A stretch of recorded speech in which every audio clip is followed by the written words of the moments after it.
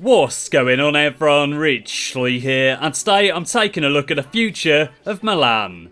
Now, just like all of the other videos in this series, I've simmed forward 5 years into the future, haven't used player training whatsoever, and I've basically just built together an absolutely ridiculous team, and trying to see how much glory Milan can achieve in 5 years of simulation. So if you're new to the channel and like the sound of what I'm doing here, smash that subscribe button, and if you do go on to enjoy this video, leave it a like as well. Unlike in the other videos that I've done in this series though, in today's episode I will be playing a game. We're taking on Bayern Munich in the Champions League final. This is the starting 11 that I'm going with. Let's get into the game and let's see how we do. And I completely forgot to mention this in the intro, but there's a poll in the top right hand corner and you can vote for the next team that I do in this series. And this is the Bayern team that we're going up against. Philipp Lahm is still in that starting 11. He's announced that he'll be retiring in reality, but in the game, he's still going strong 5 seasons in. So we've won a corner here. I'm going to play this one short. Neymar's on the ball. He's going to whip this one over into a dangerous area. And I thought we were going to get someone on that. Sadly not. And that is a poor attempt by Bonaventura. Here comes Thomas Müller now then, down that right wing. Crosses that over, but we've dealt with that. We got it away to Tielemans, and he's just run into trouble there. And he's given away a free kick. So Bayern have got a chance here. They played that one short. Come on, lads. Let's not let them score. Good tackle. Well done. We've moved that away to Jesus. He's going to try and find Deulofeu. And he's away now down the right wing. He's not really got any support, but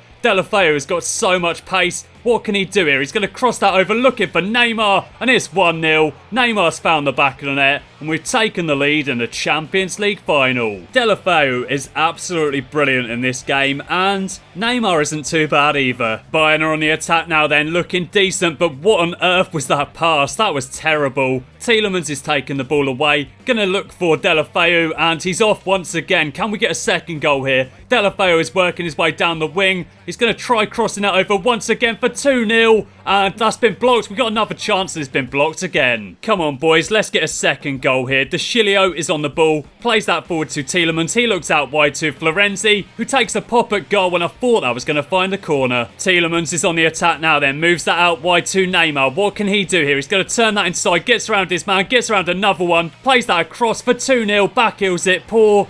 A penalty has been given. What is that for? I didn't see any contact there, but there you go. We've been given a penalty. We're already winning 1-0, and we're going to have a chance to make it 2. Let's watch this one back on the replay. I wasn't really aware of what was happening there. What is going on? Okay, goes through the back of him. I don't know what happened there, really. Even from the replay, it just kind of looked like he headbutted him in the back or something. I don't know. Anyway, though, let's take the penalty here with Neymar. Hopefully he can make it 2-0.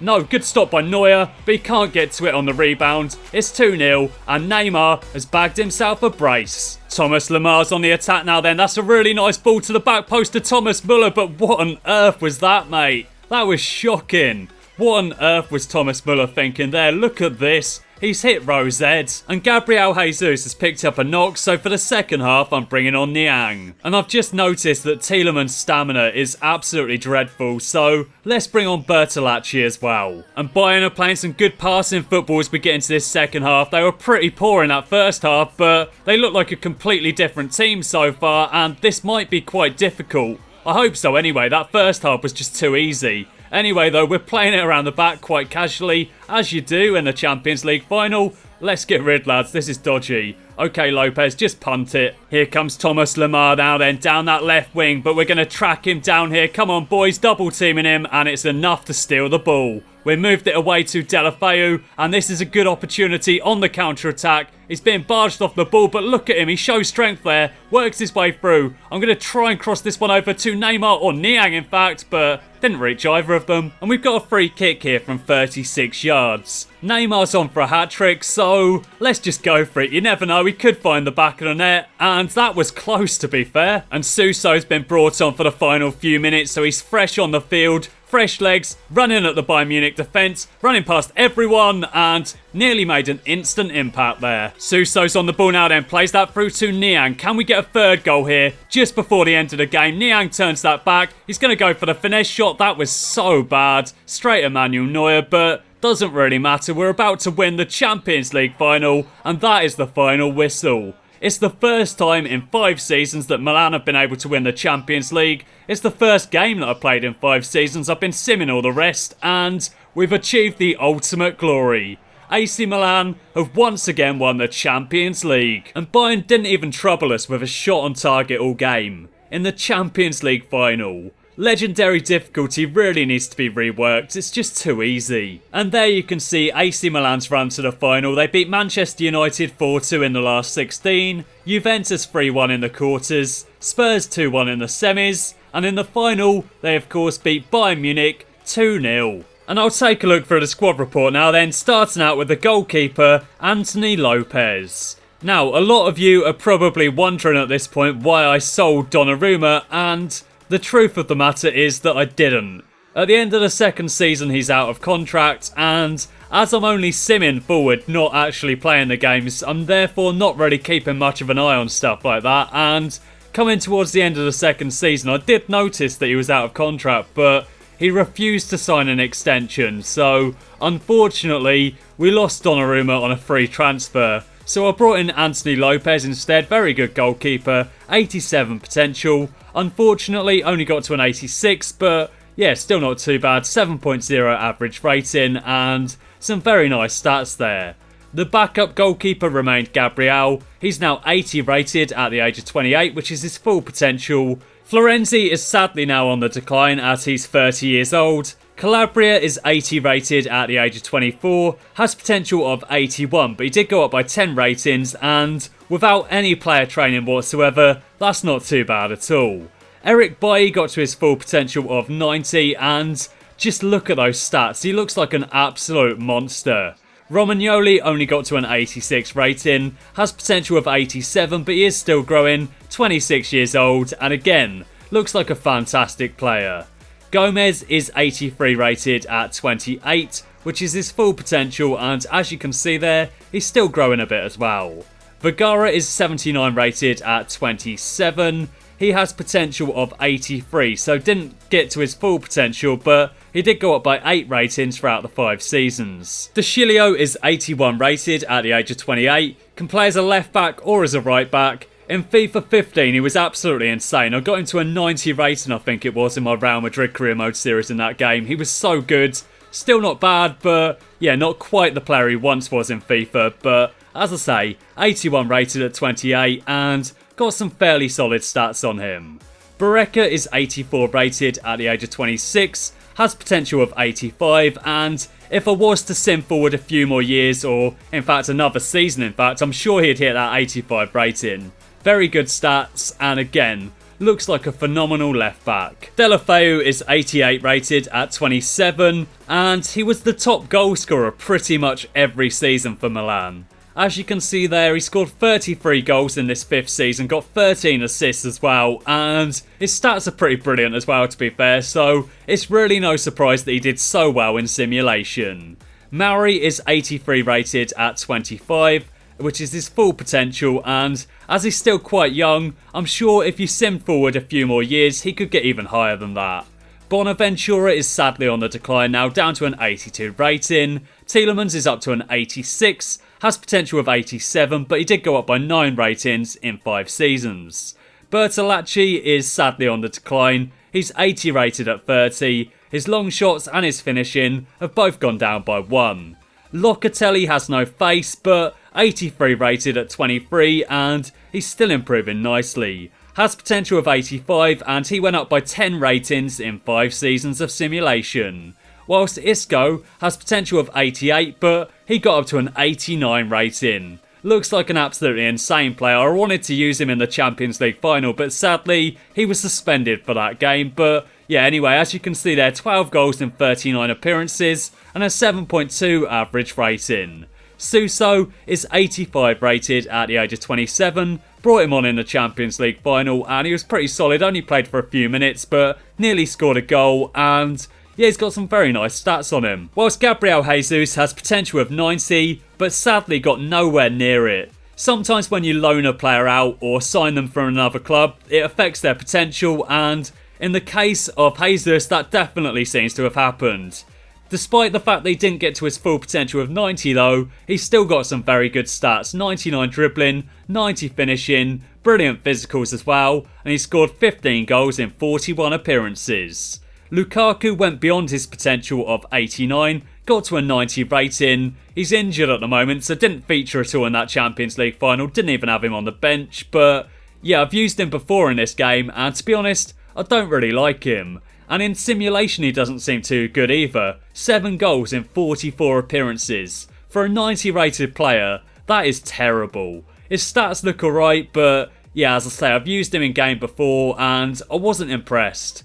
Neymar reached his full potential of 94 and he scored 2 goals for me in that Champions League final. He was awesome in that game and just look at those stats. In simulation though, he doesn't seem too good. 5 goals in simulation in 39 appearances, yet 2 goals in 1 game for me in the Champions League final.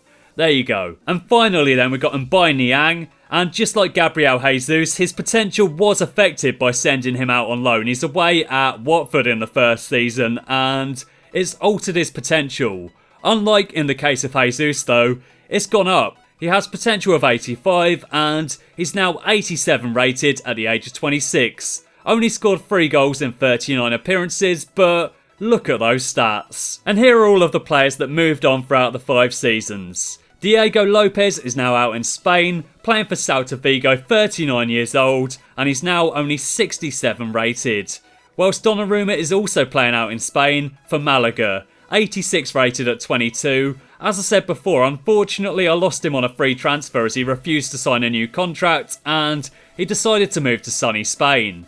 Abate is playing for Torino, 70 rated at the age of 34. Paletta is now at Sporting and he's 35 years old. Simic is at Bari.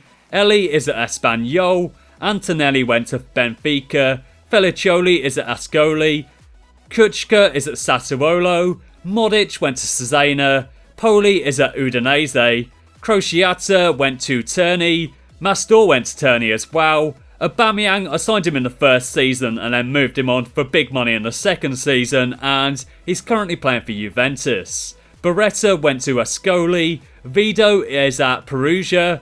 Lapadula is at Valencia. Zigoni went to Carpi. And finally, Aduamadi is also at Terni, just like Mastor and Crociata as well. And this was the team that I put out in the Champions League final, with Gabriel Jesus up top, Neymar on the left wing, Deulofeu on the right, Tielemans, Mauri and Bonaventura through the middle, De Sciglio, Romagnoli, Bailly and Florenzi at the back, with Lopez in goal. And then on the bench we had Niang, Barreca, Calabria, Bertolacci, Gabriel, Gomez and Suso, and not many players in reserve, but of course Isco was suspended for the Champions League final. Vergara is also in the reserves, Locatelli and Lukaku just coming back from injury. Time to take a look at what the team achieved in 5 seasons of simulation now then, and in the first season, the board expected Milan to reach the Coppa Italia quarter-final and qualify for the Champions League for the second season.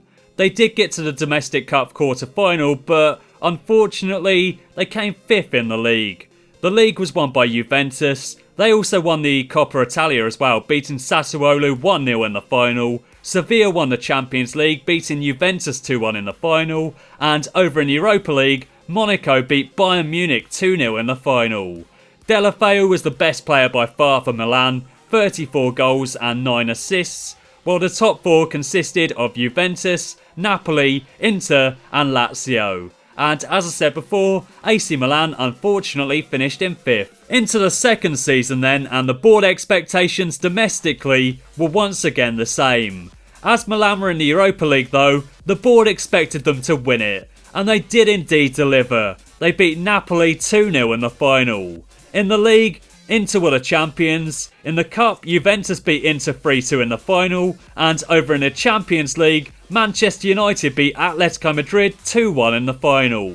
Deulofeu was once again the best player, scoring 20 goals and providing 16 assists. And the top 4 consisted of Inter, Juve, Milan and Sampdoria. And in the third season, the board stepped up the expectations, wanting Milan to reach the Coppa Italia semi-final, the Champions League final and also to win the league. They did win the league and they did reach the Coppa Italia semi-final, but Unfortunately, in the Champions League, they got knocked out at the semi-final stage.